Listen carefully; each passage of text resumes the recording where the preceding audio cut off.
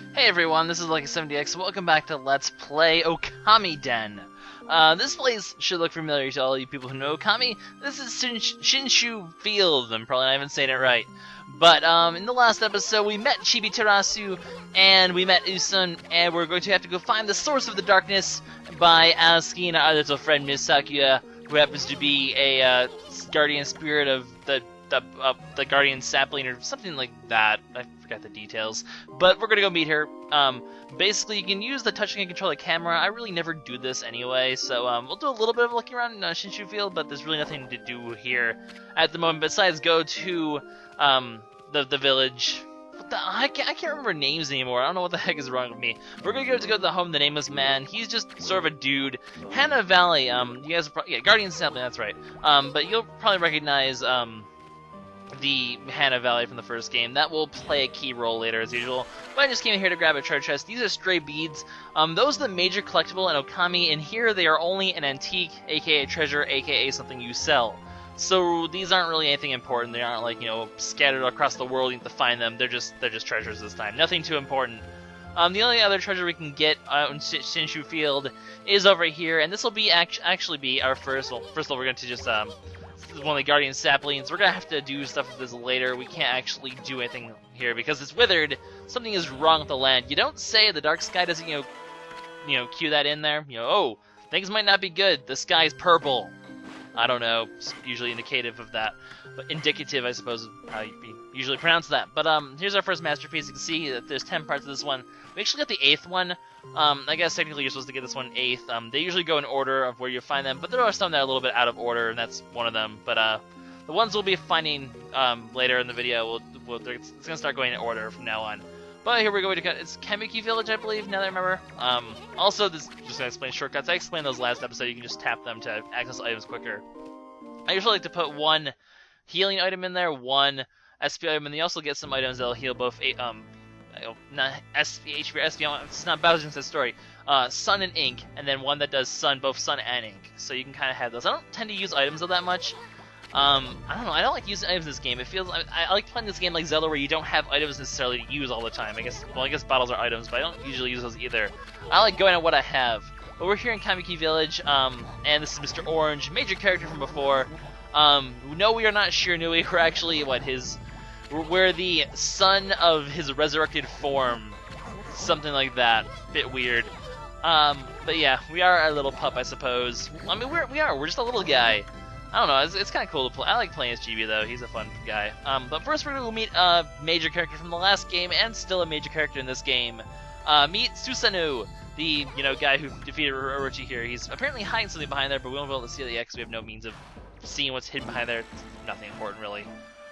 Hey dude, and here's where we're going to start getting a little hint to something to come in the distant future for this game. I'll mention when I see it, something to keep in mind.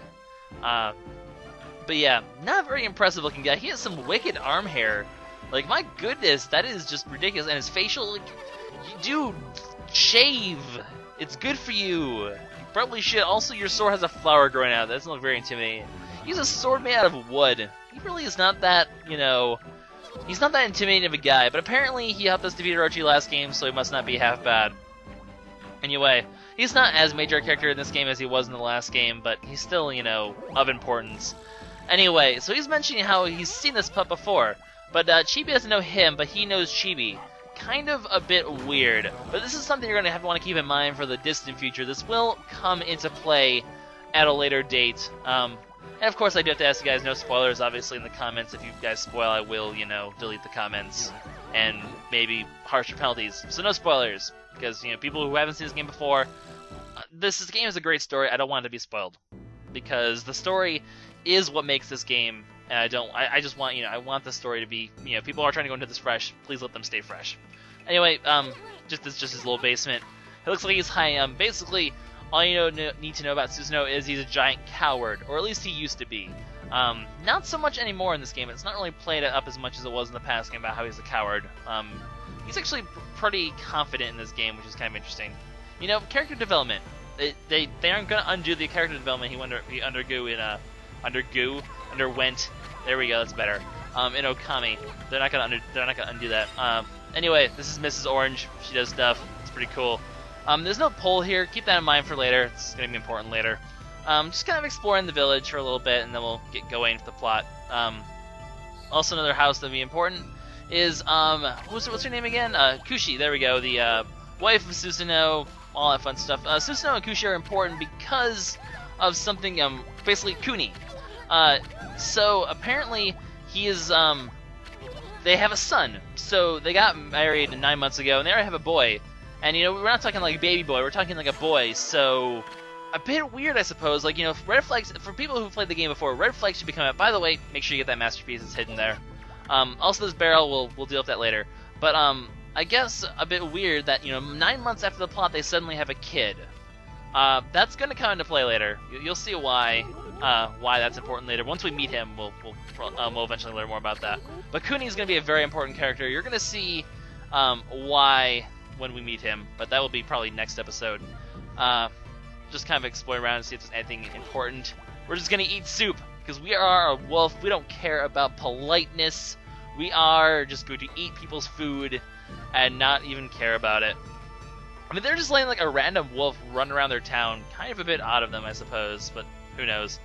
Make sure you break this, so use your sword again, and you can get yourself another stray bead. You know, treasures are good. These ones don't sell for a lot. I think it's only 100 or 200 yen, which is your currency, obviously, and that's not going to really be... In the grand scheme of things, that's like nothing, because we're going to need like tens of thousands of, you know, yen later in the game, hundreds of thousands even. So, really, those treasures aren't that good, but, you know, everything counts, I guess. Their stray beads are probably the most common treasure, I'd say, or one of the more common treasures. But then again, you do need to pick up one of them to get 100%, so make sure you do that. Just kind of more unimportant characters. I'm talking to people just for the sake of dialogue, I suppose, and for the sake of, you know, showing off old characters from the old game, because a lot of these are repeat characters in the past games, so I'm sure you guys are curious if you've played Okami but haven't played this game, how they're checking up. I'm going to go up there at the end of the episode, actually. There's nothing to do up there yet, but there will be, and I'm just going to save going up there, because it's, you know, loading screens and all that jazz.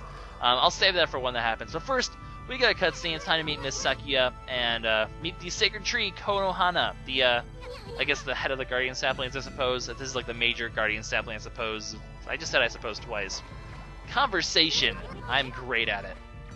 Anyway, time to figure out the source of the darkness and see what the hell's going on in the world. Because demons have been walking around, yes, like they own the place. Thank you, Issun. Thank you for putting the words in my mouth. Although, I was kind of reading his words, so I was kind of stealing his words and stuff and things and stuff. And, yep, so here is your little tree sprite spirit thing.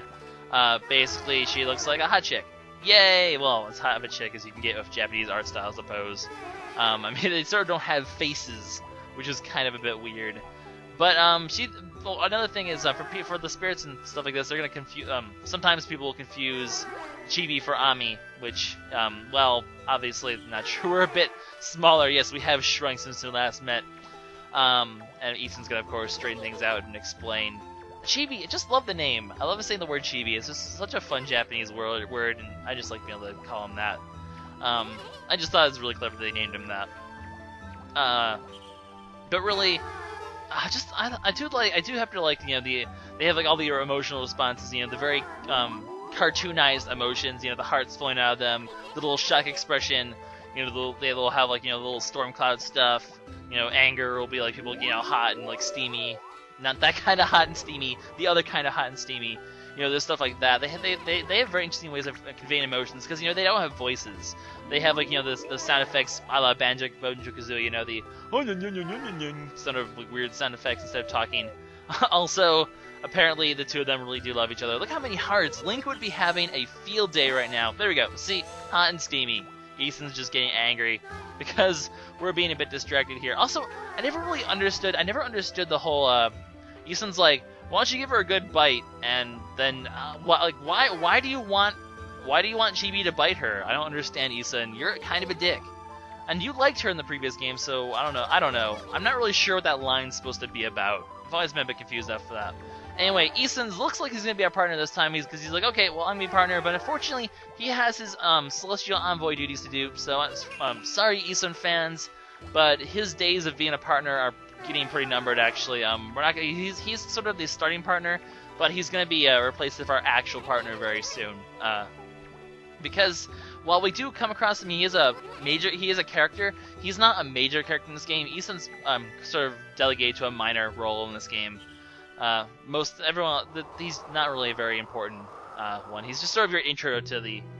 I guess sort of your transition from Okami to Okamiden, I suppose, because he was there he was the narrator pretty much of the previous game, but he's not going to be the big partner in this game, unfortunately. Anyway, suddenly lightning comes down from the skies, darkness invades Kamiki Village, and Sakuya dies! Well, crap.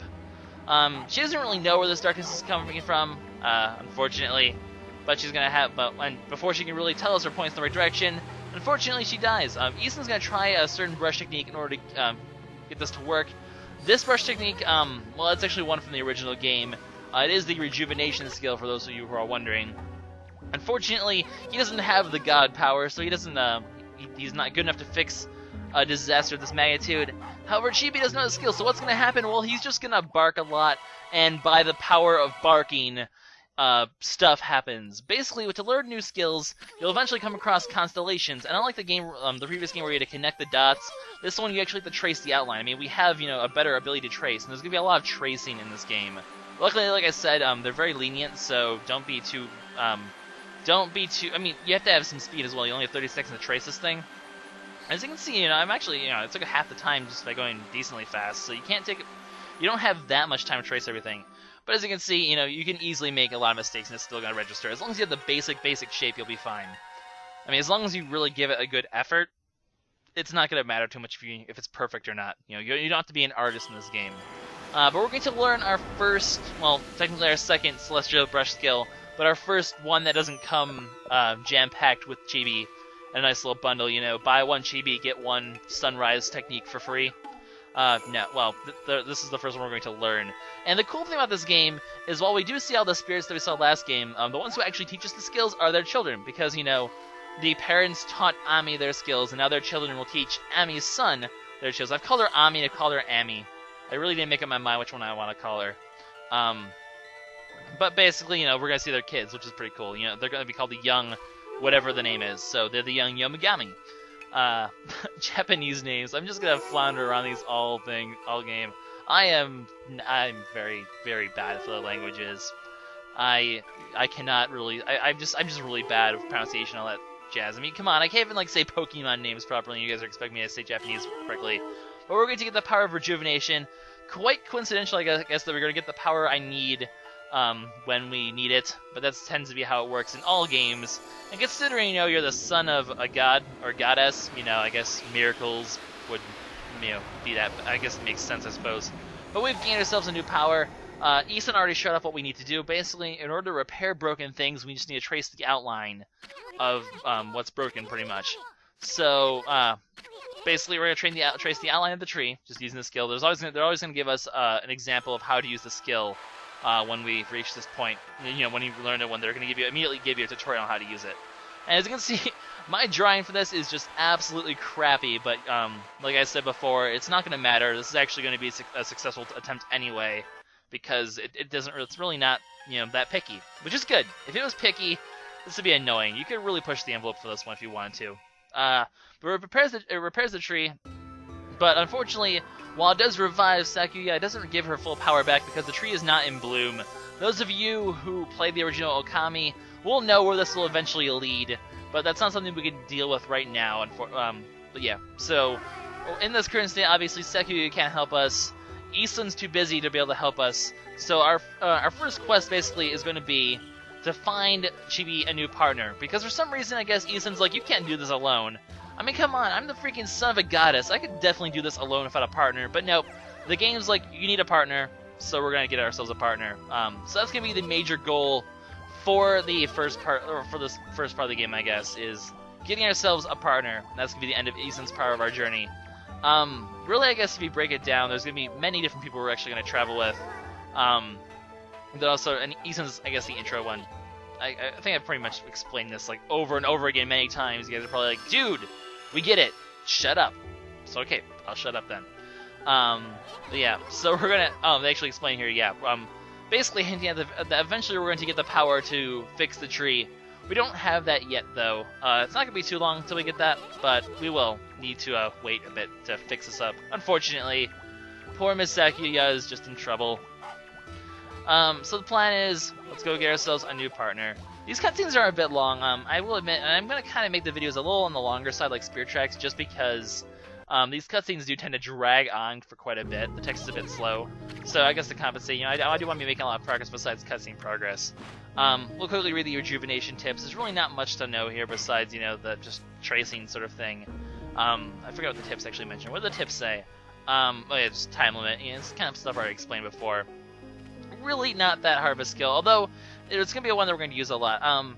This game, which is something I kind of like, and something that Zelda really fails at, is if you consider, you know, if you make a parallel between the items you get in Zelda and the brush techniques you get in this game does make a lot more varied use of techniques than Zelda does items. You know, you have items in Zelda like the spinner that are just never used again in Twilight Princess, whereas this game you tend to always be using all the different skills constantly throughout the game. Anyway, so as you can see, all the people in the places in the village have been turned to statues by the darkness, so we're going to have to find some way to fix that, because we're not going to have any luck finding a partner if everyone's dead. So basically, in order to trigger this whole cutscene, it's kind of annoying. There's a few sections in this game like this one where just the whole cutscene triggers are just kind of a bit annoying, really unnecessary, because you could just have skipped out this whole section if you really needed to. It doesn't add anything to the game. So Issun's gonna mention to go out to Shinshu Field, so we're gonna quickly do that. I guess it is necessary to go out here just to see one certain thing. That the darkness is winning, I guess is the point of this.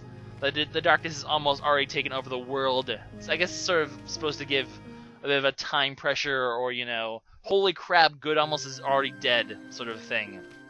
Because as you can see, the once peaceful field that we had before has turned into a giant curse zone. Well, shit, evil moves fast. Boy, what do they pay those workers? They just covered this place in a curse zone like that. Bam, like 2 seconds. Pro demons, I suppose. They know what they're doing. But we're going to have to quickly fix that, and that's going to be in the rest of this episode. We're going to quickly fix the village so we can help find a partner. And, oh, another thing I guess we should probably know is you can't access the shops yet. So those blue tents, they are shops. We'll be able to buy stuff later. I'm not going to really buy anything from those shops, though, because you get enough of the items you need to buy from there anyway. I guess you could buy, like, certain attack damage items, you know, items you can use in battle, but I don't ever use those anyway, so I'm not going to buy them. I guess maybe I'll buy one, maybe I'll show them off, but we'll find all of them naturally anyway, so I can show them off the ones I find. I really do recommend you save your yen for certain things we're going to get later that are really expensive. Those are worth the pay. These, like just, you know, normal items you buy in the shops, they really are never worth it. The shops are more useful for selling stuff, actually. So we're going to end up selling stuff in the shops instead of really buying stuff from there.